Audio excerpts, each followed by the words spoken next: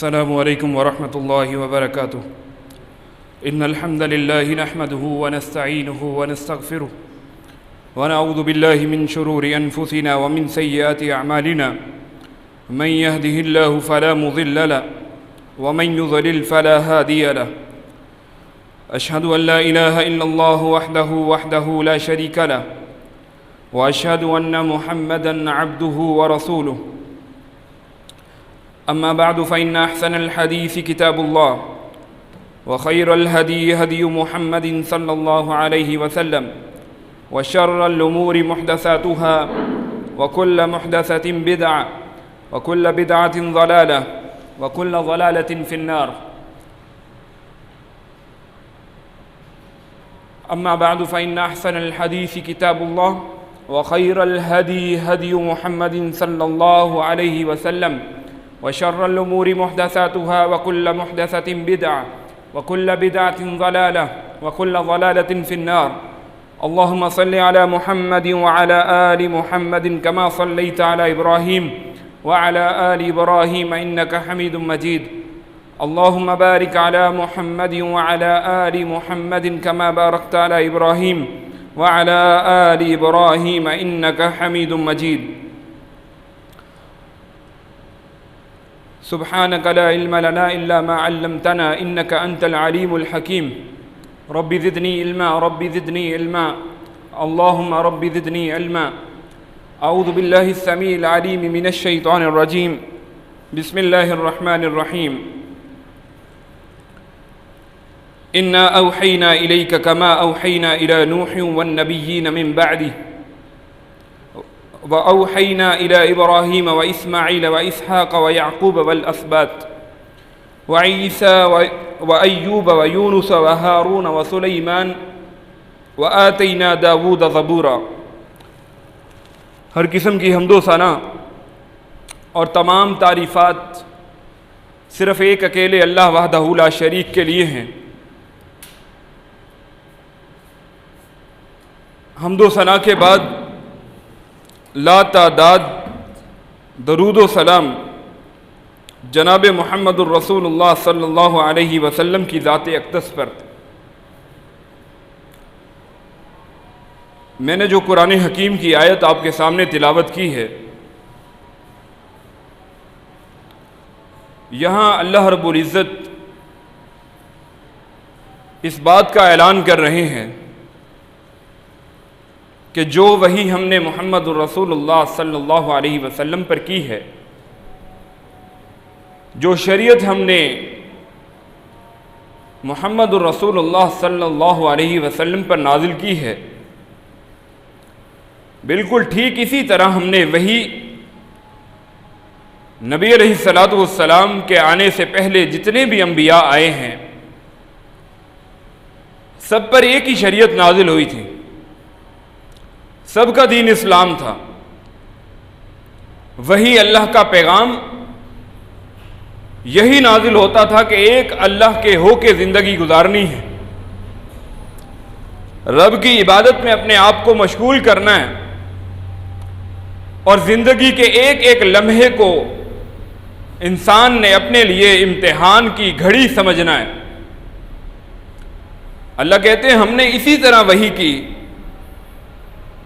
جیسے وحی کی تھی نوح علیہ الصلوۃ والسلام پہ، اور ان کے بعد جتنے بھی انبیاء آئے سب کی طرف نبوت اور رسالت کا ہدف اور مقصد ایک ہی تھا کہ وہ لوگ اپنی جو عبادت ہے خالص صرف ایک اللہ کے لیے کر لیں، لوگوں کے دروں سے ہٹا کر صرف ایک اللہ کے در پہ جھکانے کے لیے تمام انبیاء دنیا میں آئے ہیں. پھر اللہ کہتے ہیں یہی شریعت ہم نے ابراہیم علیہ السلام کو دی، اور ابراہیم کے پھر بیٹے اسحاق اسماعیل اور عیسیٰ ایوب جتنے بھی انبیاء بنی اسرائیل میں آئے ہیں، ہارون علیہ السلام، سلیمان علیہ السلام اور داؤد علیہ السلام، سب پہ ایک شریعت نازل ہوئی ہے. اس بات کو واضح کرنا ذہن میں بہت ضروری ہے رب کا دین اور شریعت ایک ہی ہے، جس کا آغاز سیدنا آدم علیہ السلام کے دنیا میں آنے سے ہو جاتا ہے، اور اسی کی جو اس تسلسل کی جو کڑی ہے، نبوت کی کڑی ختم ہوتی ہے جناب رسول اللہ صلی اللہ علیہ وسلم پر۔ اور اس دین کا جو ستون ہے، نبی علیہ السلام نے فرمایا شریعت، اسلام، دین، ان تمام چیزوں کا ستون کیا ہے؟ الصلاۃ عماد الدین، نماز دین کا ستون ہے۔ اس کا کیا مطلب ہے؟ جس نے نماز کے ستون کو قائم رکھا ہے، دین کی عمارت اس نے گویا قائم کر دی ہے، اور جس نے اس ستون کو گرا دیا ہے تو اس نے اپنے دین کی عمارت کو گرا دیا۔ نماز اسلام کا وہ رکن ہے، اور اس دین کا وہ رکن ہے جو اللہ نے تمام انبیاء کو ایک ہی دین سے نوازا تھا۔ نماز وہ عبادت ہے کہ اللہ نے اپنے پیغمبروں کو بھی اس کے لیے کوئی چھوٹ نہیں دی۔ سیدنا شعیب علیہ السلام جب انہوں نے اپنی قوم کو سمجھایا، ان کی قوم کے اندر کیا گناہ تھا؟ گناہ یہ تھا کہ جب ناپ تول کرتے تھے تو اس میں ڈنڈی مارا کرتے تھے۔ سیدنا شعیب علیہ السلام جب اپنی قوم کو سمجھاتے ہیں کہ جو رزق تمہارے لیے اللہ نے تھوڑا رکھا ہے، اللہ اس میں تمہیں برکتوں سے نوازے گا، وہ تمہارے لیے بہتر ہے، حرام کی کمائی سے بچ جاؤ، لوگوں کو سمجھاتے ہیں تو لوگ آگے سے کیا کہتے ہیں؟ سیدنا شعیب علیہ السلام کا تذکرہ اللہ رب العزت نے قرآن میں کیا ہے کہ ان کی قوم نے جو سب سے پہلی بات کی تھی، انہوں نے یہ کہا تھا کہ کیا شعیب جو تو نماز پڑھتا ہے، کیا تیری نماز اس چیز سے تجھے روکتی ہے کہ جس بات سے تو ہمیں منع کر رہا ہے؟ ہمارے باپ دادا یہ کام کرتے چلے آئے ہیں، کیا تجھے دین کی زیادہ سمجھ لگ گئی ہے جو ہمیں تو روکنے لگ گیا ہے؟ شعیب علیہ السلام کا نماز پڑھنا قرآن کی آیت سے ثابت ہے۔ اگر ہم آگے بڑھیں، سیدنا شعیب علیہ السلام کے بعد تمام انبیاء کے جو دادا ہیں، جد الانبیاء ہیں، جن کی نسلوں میں اللہ نے نبوت کو جاری و ساری کر دیا تھا، سیدنا ابراہیم علیہ السلام ہے۔ اور ابراہیم علیہ السلام کی نماز کے لیے تڑپ دیکھیے کہ اپنے چھوٹے سے بچے کو اور اپنی بیوی کو جب اللہ نے حکم دیا ہے ملک شام سے ہجرت کر کے انہیں مکہ کی وادی میں چھوڑ کے آ جانا ہے، سورہ ابراہیم میں اللہ نے اس قصے کو مذکور کیا ہے، اس کا ذکر ہمیں ملتا ہے۔ ابراہیم علیہ السلام جب اپنی اہلیہ اور بچے کو لے کر روانہ ہوتے ہیں، مکہ کی سرزمین میں پانی میسر نہیں ہے، خوراک میسر نہیں ہے، رزق اور دنیا کی آسائشوں کا وہاں کوئی اہتمام اور انتظام نہیں ہے، لیکن ابراہیم علیہ السلام اس لمحے ایک بات کہتے ہیں، ربنا انی اسکنت من ذریتی بواد غیر ذی زرع، اللہ میں نے اپنی اولاد کو ایک ایسی وادی میں ٹھہرایا ہے، رضا تیری مطلوب ہے، صرف تجھے راضی رکھنے کے لیے، یہ تیری حرمت والا گھر ہے مکہ کے اندر، اس گھر کے ساتھ میں اپنی اولاد کو، اپنی بیوی کو چھوڑ کے جا رہا ہوں، اور اللہ سے دعا یہ کرتے ہیں ربنا لیقیموا الصلاۃ، اللہ چھوڑ کے جانے کا مقصد کیا ہے؟ میری اولاد نمازی بن جائے، نماز کو قائم کرنے والے بن جائیں۔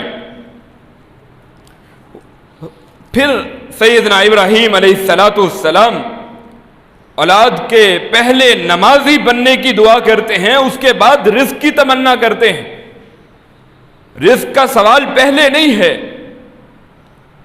سیدنا ابراہیم علیہ السلام اگر سیدنا اسماعیل کو چھوڑ کے جاتے ہیں، دعا پہلے یہ کرتے ہیں کہ پہلے انہیں نمازی بنا، اس کے بعد دعا ہے وَارْزُقْهُم مِّنَ الثَّمَرَاتِ لَعَلَّهُمْ يَشْكُرُونَ، انہیں ایسے پھل عطا کر، ان کے لیے پھلوں کی کثرت اس سرزمین میں عطا کر دے، جہاں بنجر زمین پڑی ہے، جہاں پہ صحرا ہیں، جہاں کوئی سبزہ اور وہاں پہ ہریالی نہیں ہے، رب سے دعا کرتے ہیں کہ اللہ انہیں یہاں پھلوں کی سبزیوں کی فراوانی نصیب کر دے۔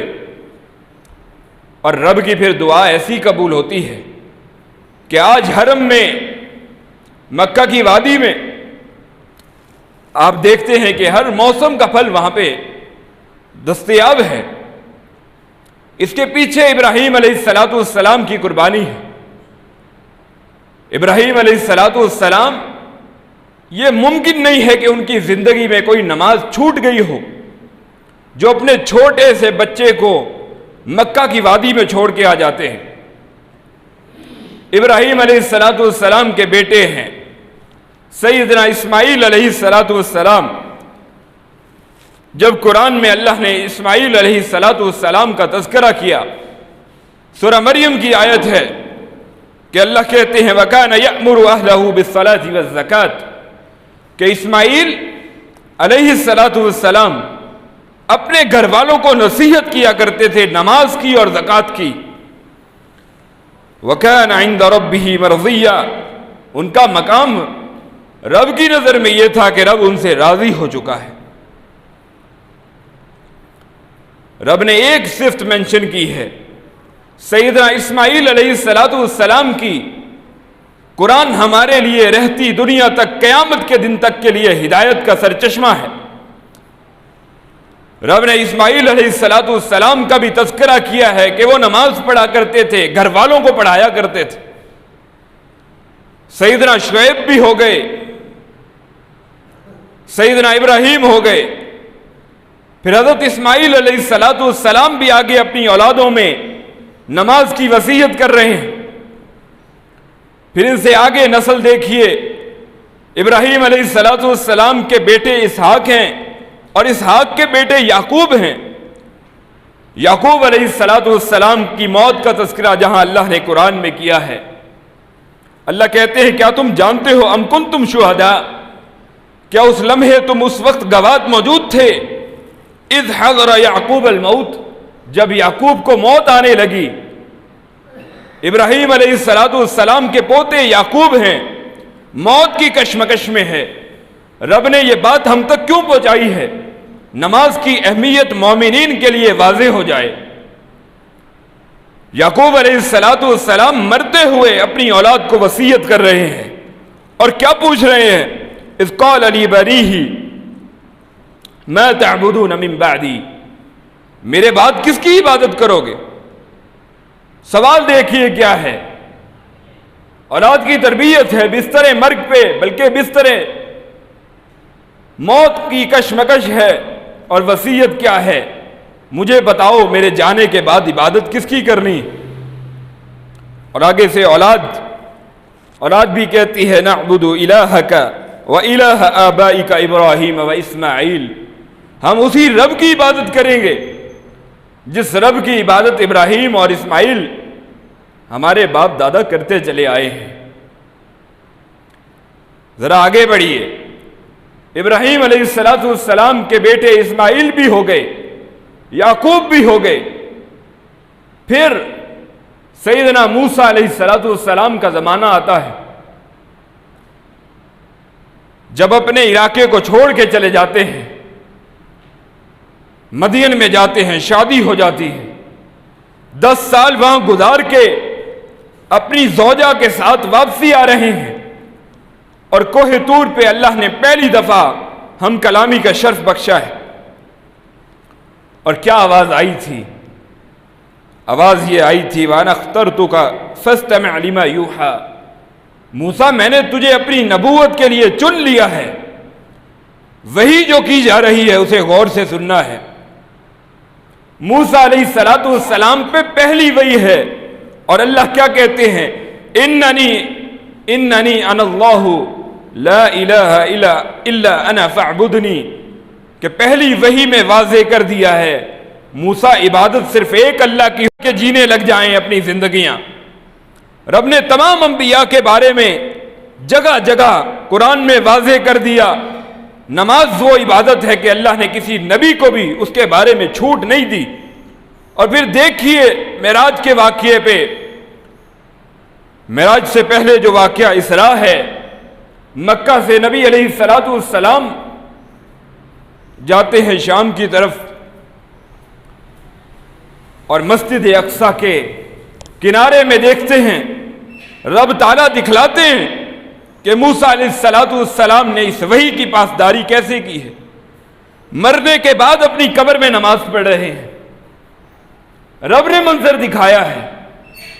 موسیٰ علیہ السلام زندگی تو زندگی ہے، موت کے بعد بھی اللہ کے پیغمبر علیہ السلام کو یہ معجزہ ہے، موسیٰ علیہ السلام دکھے اپنی قبر میں نماز پڑھتے ہوئے۔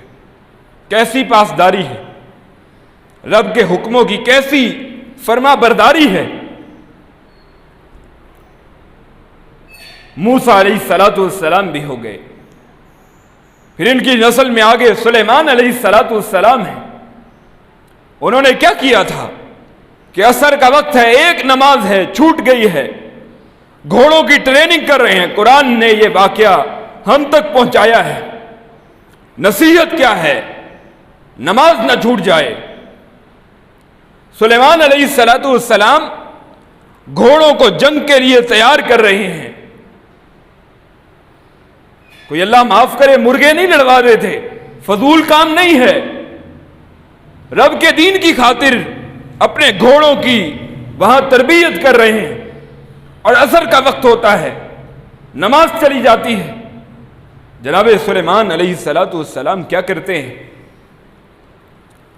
گھوڑوں کو جب گھوڑے ان کے سامنے پیش کیے جاتے ہیں، اذ عرض علیہ بالعشی، جب رب کہتے ہیں شام کا وقت ہوا نا، یعنی عصر کی نماز ڈیلے ہو گئی، الصافنات الجیاد، ایسے جو گھوڑے سبق رفتار گھوڑے جنگ کے لیے تیار کر رہے ہیں، ان کے سامنے پیش کیے گئے۔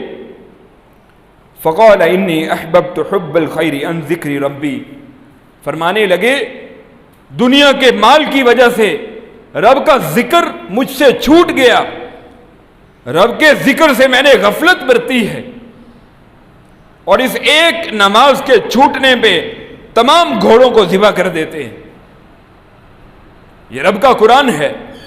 نماز کی اہمیت جس کے دل میں بیٹھ جائے، اسے دکان پہ آتا ہوا گاہک دکھائی نہیں دیتا، اس کے گھر میں لاکھ مہمان آئے، اس کے کانوں میں اذان کی آواز آئے، وہ گھر میں بیٹھا نہیں رہتا۔ جس کو یہ پتہ ہو کہ فجر کی نماز اس نے پڑھنی ہے، رات کو الارم لگائے بغیر سو کیسے سکتا ہے؟ یہ تو بھی میٹھی میٹھی گفتگو ہے۔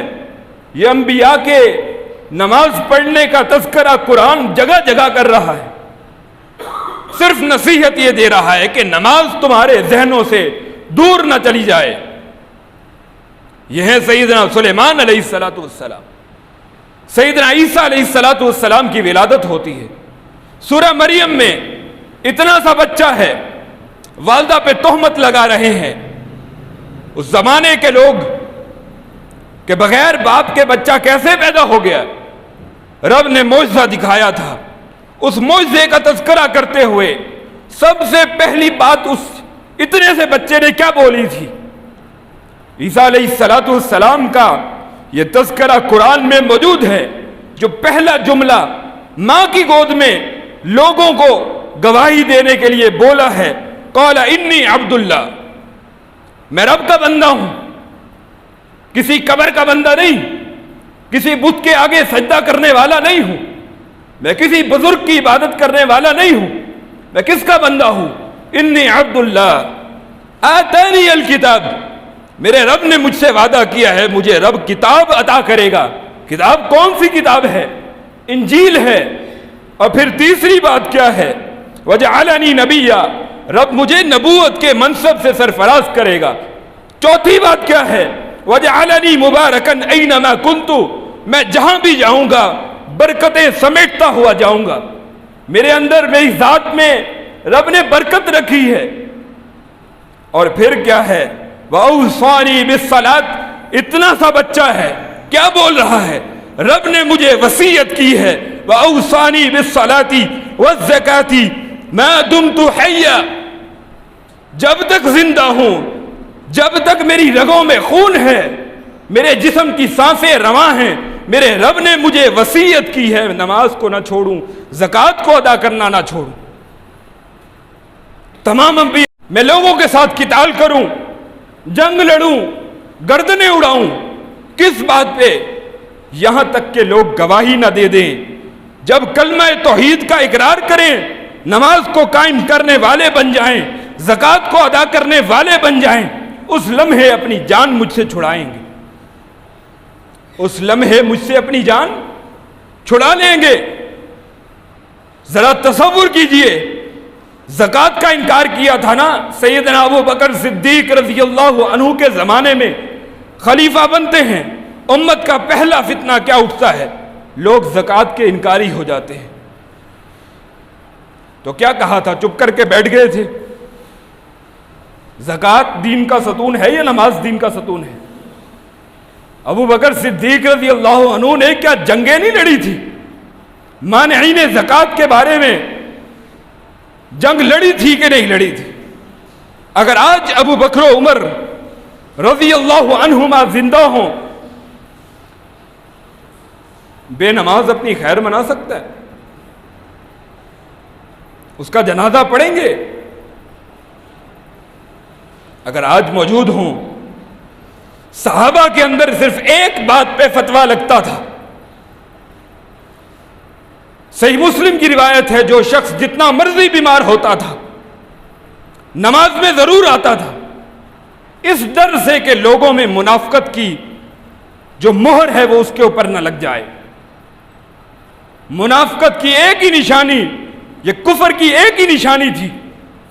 سورہ عنکبوت کی آیت ہے منیبین الیہ واتقوہ، اللہ کہتے ہیں میری طرف رجوع لگائے رکھنا، مجھ سے ڈرتے رہنا، اس ایک اللہ سے ڈرتے رہنا۔ وَأَقِیمُوا الصَّلَاةَ وَلَا تَكُونُوا مِنَ الْمُشْرِكِينَ، نماز کو قائم رکھنا، مشرکوں میں سے نہ ہو جانا۔ کیا مطلب ہے؟ شناختی کارڈ میں آپ لاکھوں دفعہ لکھوا لیں میں مسلمان ہوں، رب کی نظر میں آپ مشرک ہیں، قرآن کا فتویٰ ہے۔ یہ الگ بات ہے کہ ہم کسی کو کہہ نہیں سکتے کہ تو مشرک ہے، لیکن قرآن کہہ سکتا ہے، رب کا فرمان کہہ سکتا ہے۔ رب تعالیٰ اعلان کرتے ہیں جو بے نماز ہے اس کا دین کے ساتھ کوئی تعلق نہیں۔ نبی علیہ الصلاۃ والسلام کی حدیث ہے بین العبد والکفر ترک الصلاۃ، اسلام قبول کرتے تھے، نبی علیہ الصلاۃ والسلام ان پہ خرچ کیا کرتے تھے کہیں دین سے بر نہ جائیں۔ نبی علیہ الصلاۃ والسلام نے جب تقسیم کیا مال کو، ایک شخص کھڑا ہوا تھا، بخاری کی حدیث میں اس کا پورا حلیہ ہے، اور اس نے کیا کہا؟ اتق اللہ یا محمد، اللہ سے ڈر محمد، مال غنیمت تقسیم کرتے ہوئے ناانصافی کر رہا ہے۔ نبی علیہ الصلاۃ والسلام نے کیا فرمایا؟ اگر میں انصاف نہیں کر رہا، روئے زمین پہ انصاف کون کر سکتا ہے؟ خالد بن ولید کھڑے ہیں، سیدنا عمر کھڑے ہیں رضی اللہ عنہما، کیا فرمایا تھا؟ اللہ کے پیغمبر اجازت دیجئے، اشارہ کیجئے، اس کی گردن میں اس کے جسم سے جدا کر دوں۔ کیا فرمایا تھا؟ چھوڑ دو، عمر نماز پڑھنے والا ہے۔ اگر نماز نہ پڑھتا ہوتا کیا خیال ہے؟ گردن بچا سکتا تھا اپنی؟ نہیں بچا سکتا تھا۔ 4 ائمہ ہے نا، 4 ائمہ ہیں، 3 کے ہاں بے نماز کی سزا سر تن سے جدا ہے۔ جو ہم سنتے ہیں گستاخ رسول کی ایک ہی سزا، سر تن سے جدا، سر تن سے جدا۔ بے نماز کی ایک ہی سزا ہے، 3 ائمہ امام ابو حنیفہ رحمۃ اللہ علیہ کو چھوڑ کے امام شافعی، امام احمد ابن حنبل، امام مالک کیا کہتے ہیں؟ بے نماز کو قتل کر دیا جائے گا. اور امام ابو حنیفہ رحمۃ اللہ عمر کی قید اسے سنائی جائے گی. نبی علیہ السلام میں کی ہے اپنے پسینے میں شرابور ہے، کسی کا پسینہ اس کے ٹخنوں تک ہے، کسی کا اس کے گھٹنوں تک ہے. کوئی آدھے جسم کو اپنے پسینے میں ڈبو کے میدان معاشر میں رب کے سامنے آ رہا ہے، اور کوئی ایسا شخص بھی ہے جس کو پسینے کی لگام ہے، سب کا سب اس کا پسینے میں ڈوبا ہے. کرتوتوں کی سزا ہے. سورج اتنا قریب آ چکا ہے، میدان معاشر میں سایہ کس کو چاہیے؟ 7 بندے ہیں نا، اور ان میں 2 بندے جوانی کی حالت میں عبادت کرنے والا، دل جس کا مسجد میں اٹکا ہوا ہے، ایک اذان سن کے نماز میں آتا ہے، دوسری کا انتظار کرتا رہتا ہے، دوسری نماز پڑھ کے گھر کو جاتا ہے، تیسری کا انتظار کرتا رہتا ہے. ایسا شخص ہے جس کو اللہ نے عزت دینی ہے کہ کل قیامت کے دن اللہ رب العزت اسے اپنے عرش کے نیچے سایہ نصیب کریں گے. سایہ چاہیے، اگر چاہیے نماز شرط ہے. اگر نور چاہیے کیا شرط ہے؟ نبی علیہ السلام نے فرمایا فجر میں اور عشاء کی نماز میں جو آتے ہیں چل کے پیدل مساجد کو، انہیں نور کی تسلی دے دو، بشارت دے دو، ان کے لیے نور ہوگا. جب کسی کے لیے نور نہیں ہوگا ان کے لیے نور ہوگا. نورہم یسعی بین ایدیہم وبایمانہم، ان کے دائیں سائیڈ پہ ان کے سامنے اللہ نور سے روشنی کرے گا، اللہ پل صراط سے پار لگا دے گا. شرط کیا ہے؟ نماز ہے. رب کا دیدار کون کرنا چاہتا ہے؟ وجوہ یومئذ ناظرہ، بہت سے چہرے چمکدار ہیں، روشن ہیں، چہرے کھلکھلا رہے ہیں. کس چیز کی خوشی میں؟ الی ربہا ناظرہ، رب کے دیدار کی تڑپ میں. جنت کی حوریں انتظار کر رہی ہیں جنتیوں کا، اور جنتی کی کیفیت کیا ہے کہ رب کے دیدار کے لیے اشتیاق ہے، عشق میں مبتلا ہے، رب کا دیدار کرنا چاہتا ہے. حوریں اس کا انتظار کر رہی ہیں، وہ اپنے رب کا انتظار کر رہا ہے، رب کا چہرہ دیکھنا چاہتا ہے. کتنی تڑپ ہے. نبی علیہ السلام نے کیا فرمایا تھا؟ جو تم میں سے دیکھنا چاہتا ہے، رب کا دیدار کرنا چاہتا ہے، فرمایا سیدنا جریر بن عبداللہ رضی اللہ عنہ روایت کرتے ہیں، بخاری کی حدیث ہے 4851 نمبر، فرماتے ہیں کننا جلوسا لیلۃ مع نبی صلی اللہ علیہ وسلم، ایک رات ہم نبی علیہ السلام کی محفل میں بیٹھے ہیں. نبی علیہ السلام صحابہ سے سوال کرتے ہیں، فنظر الی القمر لیلۃ اربع، 14ویں کا رات چمک، 14ویں کا چاند چمک رہا ہے. نبی علیہ السلام چاند کی طرف دیکھتے ہیں اور کہتے ہیں انکم سترون ربکم کما ترون ھذا، تم اپنے رب کو ایسے دیکھو گے جیسے اس چاند کو دیکھ رہے. رب کو دیکھنے کی تڑپ جسے پیدا ہو جائے، سویا ہوگا وہ نماز کے وقت، ایسا ممکن ہی نہیں ہے. جس کا یہ بھروسہ ہو کہ رب نے اسے رزق دینا ہے، وہ اپنے گاہک کے چکر میں عصر کی نماز گنوا دے گا. جسے یہ پتہ ہو کہ اللہ کے پیغمبر علیہ السلام نے فرمایا تھا منافق کی نشانی ہے فجر اور عشاء کی نماز اس پہ بھاری ہوتی ہے، نہیں آ سکتا چل کے. یہی دنیا کے 4 ٹکے کمانے ہوں، رات 3 بجے کا الارم لگا کے مسجد میں کیا جہاں اس نے جانا ہے پہنچ جائے گا. وہ 2 ٹکے کی تجارت کی میٹنگ ہو، الارم بھی لگ جائے گا، وقت بھی نکل آئے گا. جسے یہ پتہ ہو کہ عصر اور جو عصر کی نماز ہے، نبی علیہ السلام نے کیا فرمایا تھا کہ جس کی عصر کی نماز چھوٹ گئی گویا اس کا مال بھی گیا، اس کا گھر بھی گیا، برباد ہو گیا وہ شخص. ایک نماز چھوٹی تھی، نبی علیہ الصلوۃ والسلام غزوہ خندق، کتنے مصروف و مشغول ہیں، جنگ کی کیفیت ہے، نماز چھوٹی، اللہ کے پیغمبر نے کیا بد دعائیں دی تھی مشرکوں کو کہ اللہ انہیں تباہ و برباد کر، ان کی وجہ سے میری عصر کی نماز لیٹ ہو گئی ہے۔ بخاری میں الفاظ موجود ہیں۔ کیسے ہماری نمازیں چھوٹ جاتی ہیں، کوئی پرواہ نہیں ہے۔ قرآن میں اللہ کا فتویٰ لکھا رہ گیا ہے، وَأَقِیمُوا الصَّلَاةَ وَلَا تَکُونُوا مِنَ الْمُشْرِکِینَ، مشرک نہ مر کے آ جانا۔ کیوں؟ اِنَّهُ مَن يُشْرِكْ بِاللَّهِ فَقَدْ حَرَّمَ اللَّهُ عَلَيْهِ الْجَنَّةَ، جو شرک کی حالت میں میدان محشر میں آ گیا، رب کا قانون ہے، رب اپنے ضابطے کو بدلا نہیں کرتا، رب کا یہ حکم ہے، جو رب کے ساتھ شرک کی حالت میں مر گیا، رب کی جنت اس پہ حرام ہو چکی ہے۔ فی جنات یتساءلون، جنتی لوگ جہنمیوں سے پوچھیں گے، ما سلککم فی سقر، کس چیز نے جہنم کی گہرائی تک پہنچا دیا؟ تو آگے سے کیا کہیں گے؟ قالوا لم نک من المصلین، ہم نمازی نہیں تھے۔ یہ پہلی شرط ہے قیامت کے دن، نماز پوری نہیں ہے، تیری زندگی کا کوئی عمل رب دیکھنے کے لیے تیار نہیں ہے۔ سب سے پہلی حدیث صحیح حدیث ہے سنن نسائی کی کہ پہلا حساب نماز کا ہے، نماز ہی پوری نہیں ہے، رب نے اور کوئی عمل دیکھنا ہی نہیں ہے۔